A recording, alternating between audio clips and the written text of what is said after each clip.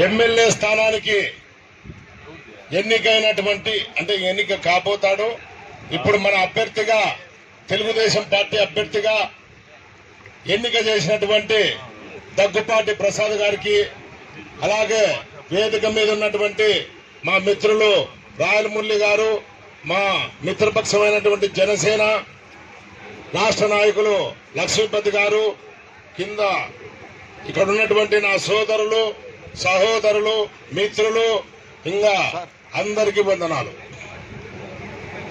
ఈ అనంతపురం పట్టణం అనేది ఒక రాజకీయంగా ఒక చైతన్యవంతమైనటువంటి నియోజకవర్గం. ఈ నియోజకవర్గానికి దాదాపు 2,75,000 2,78,000 ఓట్లుంటాయి. ఈ నియోజకవర్గానికి జిల్లాలోని నలుమూల ప్రాంతాలు వచ్చి ఇక్కడ నివసిస్తూ ఉంటాయి. ఈరోజు మేము గతంలోనే చెప్పాం, మన దగ్గుపాటి ప్రసాద్ గారికి ఎంతో పేదరికం ఉంది. ఆ పేదరికం రూపుమాపాలంటే మన చంద్రబాబు నాయుడు గారు దగ్గుపాటి ప్రసాద్ గారికి టికెట్ ఇవ్వడం ఇది ఎంతో గర్వ కారణమని అభినందిస్తూ తప్పెట్లు కొట్టాల్సిందిగానే కోరుచున్నాను. కృష్ణకుమార్ గారు చూడండి, ఎందుకంటే ఒక ఆలోచన కావాలా. టికెట్ వచ్చిందా అంటే ఆశామాయసిగా అతనిలో పనితనం ఉంటేనే.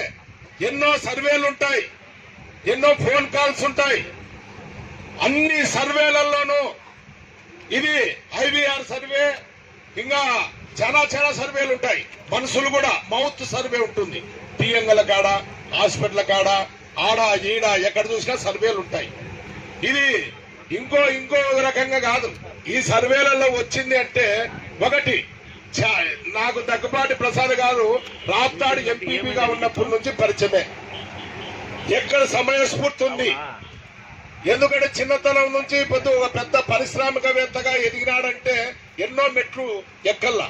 మాది కొన్ని విషయాలలో మేము ఎంతో ఆవేశపడతా ఉంటాం, ఎన్నంతగా అన్యాయం జరిగితే ఆవేశపడతాం. కానీ ఆయన ఓర్చుకొని ఆ అన్యాయాన్ని ఎక్కడ జరుగుతుందో దాని మూలాలను వెతకలాడి వేర్లు విక్కస్తాడు. వేర్లు ఆడుండే వేర్లన్నీ, ఆ వేర్లన్నీ రావాల్సిందే. తెలుగుదేశం పార్టీ వచ్చేది తెలుగుదేశం పార్టీ. రేపు మనకు ఎన్ని అభిప్రాయ భేదాలున్నా మనమందరం కలిసికట్టుగా పని చేయాల్సిందే.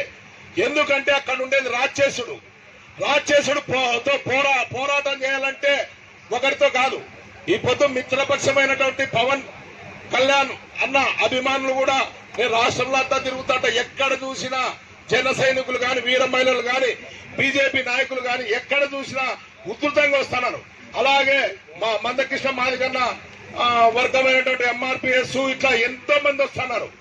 ఈ రోజు మనం గెలిచడం ఈ అనంతపూర్లో చాలా ఈజీ అని మనం ఓరుకుంటుకోకూడదు. ఎంతో మంది బడుగు బలైన వర్గాల వారు ఉన్నటువంటి ఏదైనా కూడా మా అనర్గళంగా మాట్లాడేటువంటి నాయకులు ఉన్నారు. ఇదంతా మొత్తం వడ్డర్లలో తలవా వెంకటేష్ అయితేనేమి, పోలన్న అయితేనేమి, కృష్ణకుమార్ అయితేనేమి, అలాగే లక్ష్మీ మధ్యంగా జన సైనికులు ఎవరైనా కూడా ఒక గంట సేపు మాట్లాడే లీడర్లు ఉన్నారు. ఇడ అక్కడెవరున్నారు లీడర్లు? వాళ్ళు 9 నెంబర్లు లేవు, లాస్ట్ గా నెంబర్లే వెళ్ళిపోయారంటే డిస్ప్లే పోయింది. నేను వెంకటరామ రెడ్డి గారికి ఒకటే క్వశ్చన్ చేస్తాడా, కాదయా ఎవరో యువకుడు ఉత్సాహవంతుడు వచ్చినాడు, ఇదేమన్నా మీ అబ్బ జాగీరా అనంతపూర్? ఏమన్నా నువ్వేం అభివృద్ధి చేసినావు? అనంతపూర్కు రోడ్లు తెచ్చినావా? హాస్పిటల్ కట్టించినావా? లేకుంటే అండర్ గ్రౌండ్ డ్రైనేజ్ తెచ్చినావా?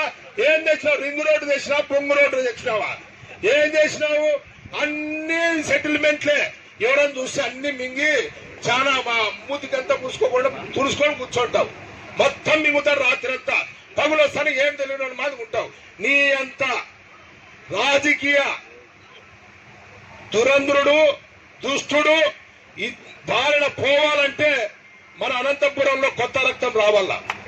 కొత్త రక్తం రావాలంటే అనంతపురంలో పేదరికం ఉంది. ఒక పక్క తినడానికి తిండి లేదు, స్టోర్లలో బియ్యం సరిగ్గా ఇవ్వడంలా, మోడి బియ్యం ఫ్రీగా ఇస్తున్నారు. ఆ మోడి బియ్యం తీసేసి అమ్ముకుంటున్నారు.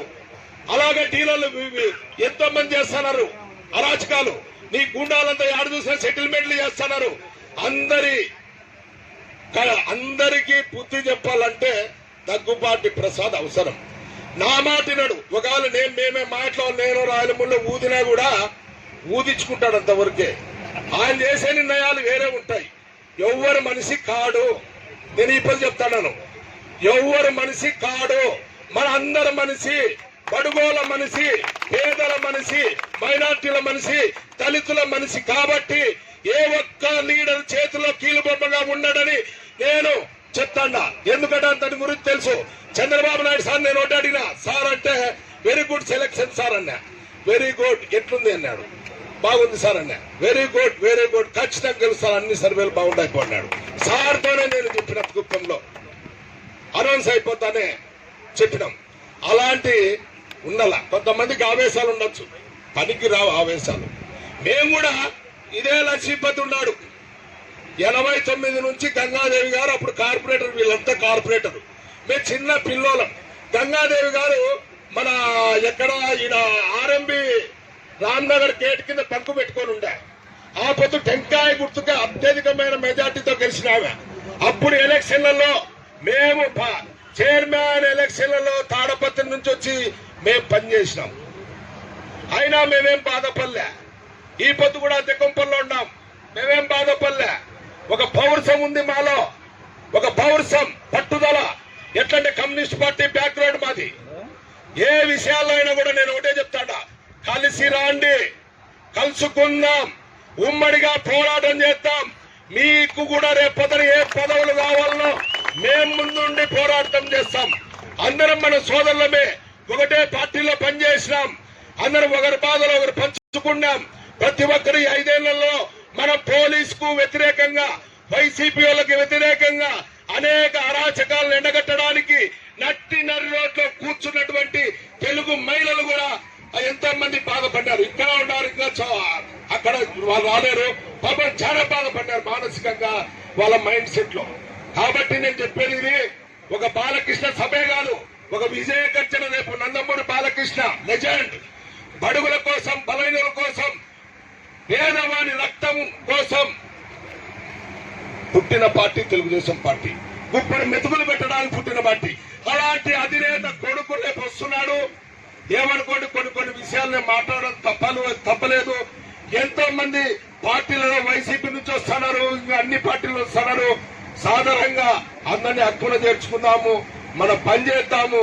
పనిచేసి ఆ రోజు అందరికీ న్యాయం జరుగుతుందని తెలియజేస్తూ, రేపు బాలకృష్ణ గారి మీటింగ్ కు ప్రతి ఒక్కరూ మనం అందరం సైనికులుగా ఉండి మన దగ్గుపాటి నాయకత్వాన ఆయన బలము అంతా మనం చూపించాలని తెలియజేస్తూ, ఈ అవకాశం ఇచ్చినటువంటి అందరికీ, పెద్దలందరికీ నా హృదయపూర్వక వందనాలు తెలియజేస్తూ ఇంతటితో ముగిస్తున్నాం.